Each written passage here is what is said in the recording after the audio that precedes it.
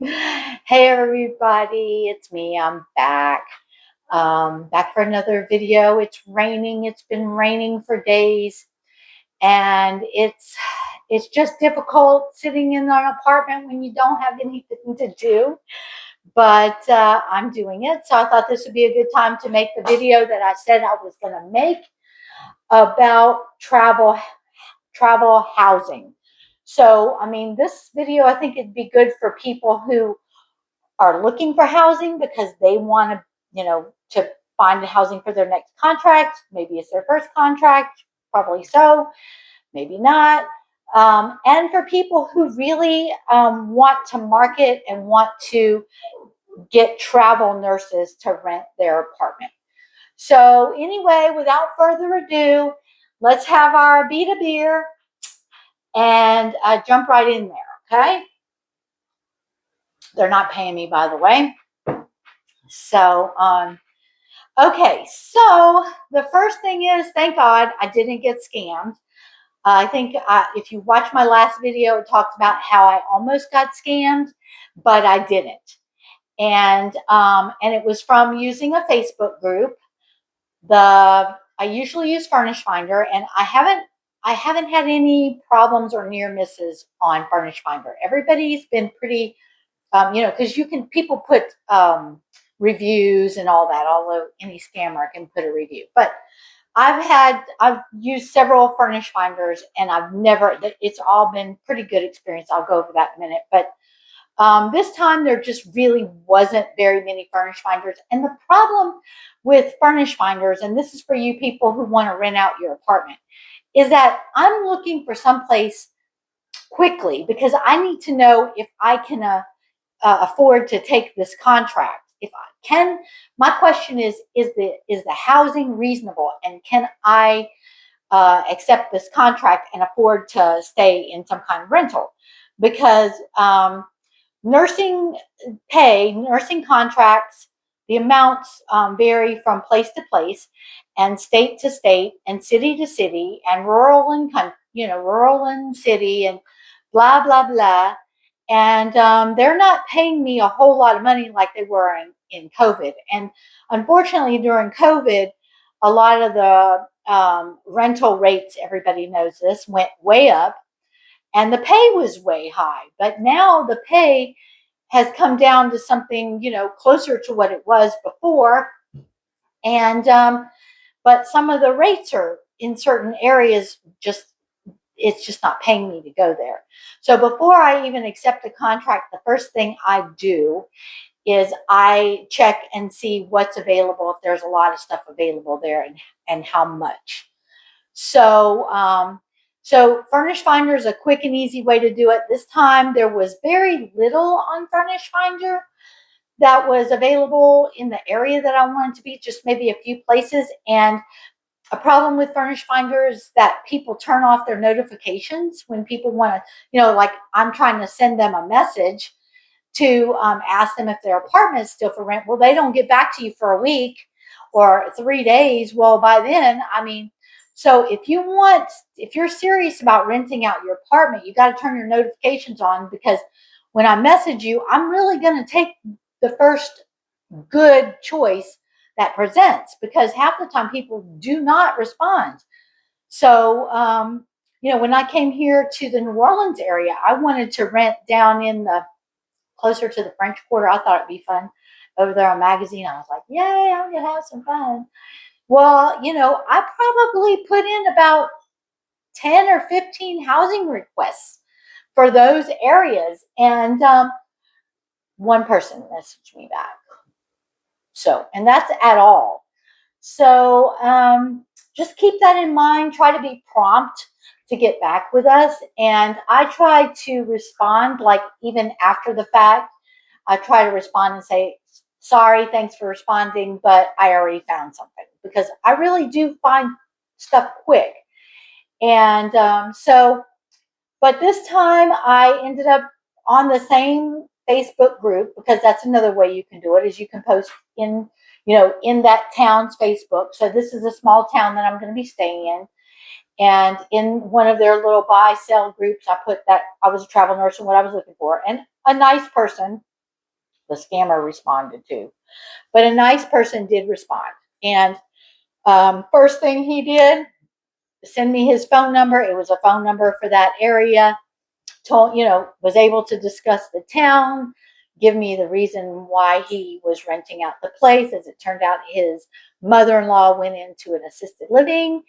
And so he just wants to pay the taxes, and have somebody renting to pay, pay that stuff. So, so that brings me to the second point about it, is that when I am looking, say when I went to Melbourne, Florida, when I first got to Melbourne, Florida, I stayed in a hotel for the first probably 6 weeks. I think I stayed in the Hilton. And it was nice, but I didn't have my dogs with me. I didn't have them yet. And I wasn't carrying my bike either at that time, because I got my bike there. So, so the thing that attracted me to using the Hilton, and also that does attract me, is a low deposit. I mean, you look on some of these things and they're like, okay, we want a $2,000 deposit, and we want a $300 cleaning fee, and we want $100 a month per dog. I'm like, no, I'm going to be there 3 months. I mean, $2,000 is a little, I get it. They're renting their apartment out for $2,000, but I mean, the fact that I'm a nurse, that I'm a travel nurse, I've got all these reviews on Furnish Finder, and I have some reviews that, what a good tenant I am. And I'm a homeowner. I mean, I can give, references for previous, if they want references. I don't tear stuff up.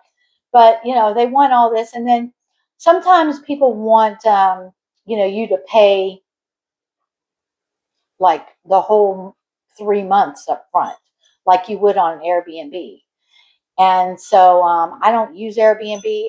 I've looked on Airbnb, but I found that their fees are just, they say it's all included. Okay, great. Well, they're charging a lot more money for the rentals there. So, it's starting to rain again. Oh my gosh.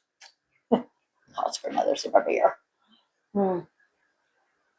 Anyway, so if you're trying to rent out your apartment to nurses, just remember, we're not going to be there that long. And we need it's not like we're really getting paid. People are like, oh, you're a travel nurse, you're making so much money. Well, not really, because I also have a mortgage back in my town. I have car payment. I buy my own health insurance. You know how expensive that is. I mean, by the time it's all said and done, it's almost not worth traveling sometimes. So, that's another story. So if you're a prospective traveler, before you accept a contract, at least make sure that there's housing available. Because literally, there was something lately in Moab, Utah, which is in the desert, and there was zero housing. The pay was extremely well. So had I still had my RV, I might have thought about it. I looked at, RV places, found someplace that I might be able to bring my RV, but since there was no rentals, that was a no. And I think it's still up because there's no housing. So always check and make sure that, the housing's not, whenever I was going to go to Boston, the housing was really high. And they were paying me a lot, but I was like, I just can't choke down that much money. And so I didn't go. An RV is an option for you people checking to see if you want to be a travel nurse and how you want to kind of do it. I did have an RV for about 1.5 years. The first RV I got was a 20-foot Airstream, and it's super nice Airstream. I love my Airstream, but it was 20 feet, and 20 feet is not big enough. I have known, and I do know some travel nurses that do have these small, just like a van kind of thing that they live in. That's a no for me. That's a total no. So I did pull my Airstream a couple places, not very far, because I'm not too good at that. And that's another thing. I'm not too good at driving with a trailer. And then after that, I was like, well, I like the campground idea, but I'm going to go with a fifth wheel. I can't pull that at all. And I didn't have the truck. But you can pay people to move your fifth wheel for you. And so that's what I did. And when the nursing travel pay was higher, it made a lot more sense. But it's really not right now. So I'm going to say probably, unless you can pull your own fifth wheel or you're traveling with a man who knows how to do it in a big truck, then I don't feel like it's something that would be worth doing. Um, I did stay in that fifth wheel for about 9 months or so, and it was great. I was in Texas. It felt like just a tiny home. It was comfortable, except there's bad weather in Texas. Just keeping that in mind too. Whenever you're renting, if you're getting an RV, you're going to go to some places where there's bad weather. And there was hail, there was ice storms, and there was 80-mile-an-hour winds. And when I tell you that the whole place was shaking, I'm telling you, it was shaking. The whole place was just shimmering like that. So after that, I was like, I think I'm going back to an apartment. So I sold that, and I did not break even. I didn't lose that much. But keeping in mind that owning an RV is an expense, it's, in my estimation, it's better to just rent a short-term rental place, because by the time you pay your insurance on your RV, and by the time, if you've got a note, I didn't, I just bought them outright. But if you have a note, you're paying for, your interest on your loan, and you're paying for repairs, and you're also paying for a lot fee. If you're a little picky like me, I'm not staying in some of these campgrounds that are kind of, people live in them full time all the time. I mean, some of them, I only would stay in campgrounds that had very strict rules, like, your RV has to be less than 10 years old, and they can kick you out for any reason.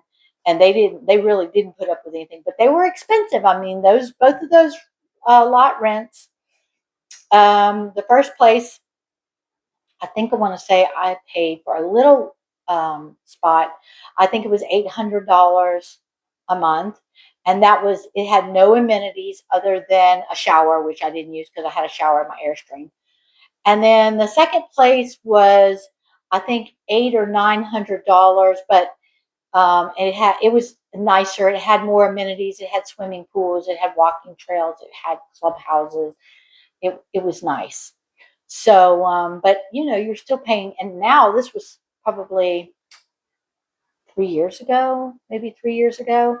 So I'm going to say that it's probably a lot more expensive now. It might be better just to get a rental. And so when you owners of garage apartments and mother-in-law suites, and I used to be one of those too, by the way.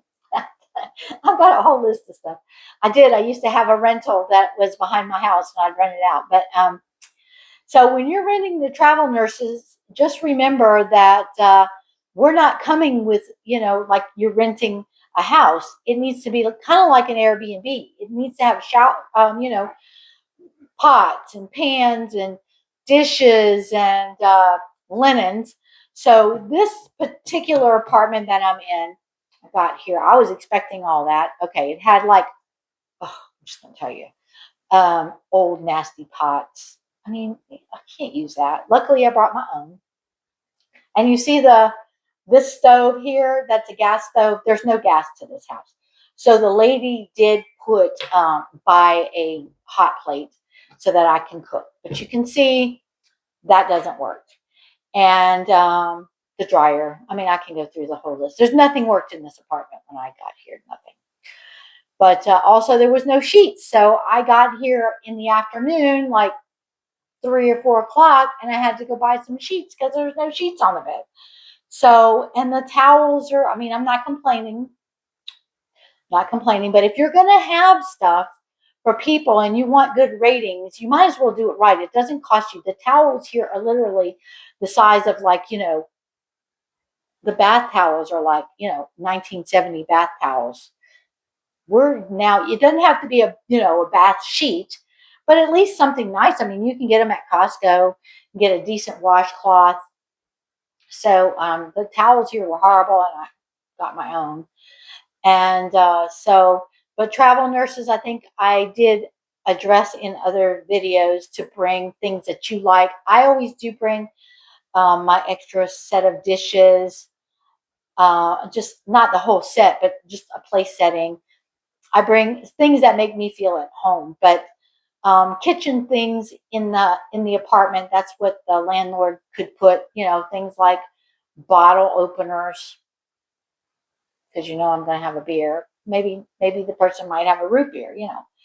But I have I have stayed at some place and there was no bottle opener, no wine bottle. You think the nurses are gonna? I mean, we're working. We need some wine.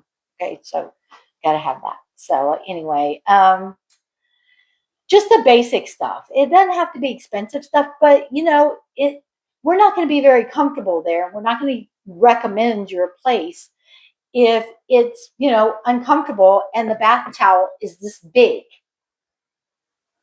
So the last place before this place, the last place I stayed, the landlord had thought of a lot of stuff. I mean, he had ketchup and mustard and mayonnaise and sugar and flour, all that stuff in the refrigerator. He had water. He had everything was nice. He had the Wi-Fi all going, the TV hooked up so you could watch TV when you weren't working or when it was raining. This place, when I got here, it was advertised to have Wi-Fi. It had no Wi-Fi. It had a TV that was hooked up to nothing. And she did, after a week or so, she did put the Wi-Fi because I said, I thought this had Wi-Fi. How can I watch this TV? So these lights in this kitchen when I got here didn't work. It was dark. It was sitting in the dark. And that happened for about, maybe 3 weeks or a month. It took, the electrician had to come 4 times to get the lights to come to work. So, landlords make sure everything works. And let me tell you some of the problems I've had. So, one of the problems that I've had with rentals, the first one that I went to is the one in Albuquerque, and it was through a corporate housing thing. Everything was new in there, but the apartment was, and it was in a nice area of town, so that's why I rented it. But the apartment was kind of raunchy. Like it wasn't a nice apartment complex. It was like, there was no washer and dryer in the units, which I can live with that. But it just was like not a nice apartment complex. And I signed a 3-month lease. So that's another thing, nurses don't sign leases for 3 months. Just don't do it. So landlords need to understand we're going month to month because sometimes our contracts do get canceled.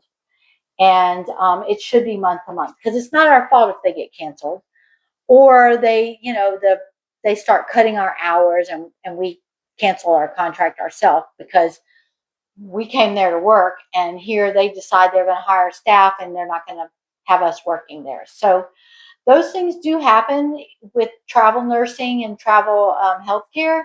So just kind of be a little flexible. I do think that it's a good opportunity to get good renters if you're trying to rent out your garage apartment. Because the last guy that I was staying at, I mean, he had people blowing up his phone all the time to rent stuff. And this was in Brunswick, Georgia. You wouldn't think there would be many people trying to come to Brunswick, Georgia, but there was a lot. And he rented to not just nurses, but he rented to like computer people. What did he call them? Digital nomads. He rented to them because over there where we were, it was like Jekyll Island, St. Simon's Island. It's a beautiful place, beautiful over there. So anyway, so back to that Albuquerque. I mean, I was stuck in there for 3 months. It was raw. I mean, I wouldn't give them a great review, although everything was the apartment that I needed.